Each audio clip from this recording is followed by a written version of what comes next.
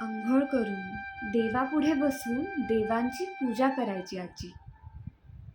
बाजूला उभा राहून मी पूजा पाहायचं. एक एक देव हातात घेऊन स्वच्छ पुसून पुन्हा त्याच्या जागेवर ठेवून द्यायची. वय माझं असेल तेव्हा 5 किंवा 6. आजीला मी विचारलं, हे तुझे देव आहेत?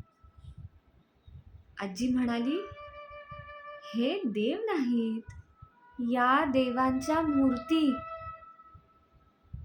मी विचारलं, मग देव कुठे आहेत? त्याच वेळी पुढल्या दारी आलेल्या भिकारणींनी हाक दिली, वाढ ग माय. आजी झटकन उठली. छोट्याशा पातेलीत आमटी, भात, भाजी घालून माझ्या हातात देत मला म्हणाली, बाहेर देव आलाय, त्याच्या वाडग्यात हे नेऊन घाल. बाहेर देव आलाय. आजी. कवी मंगेश पाडगावकर.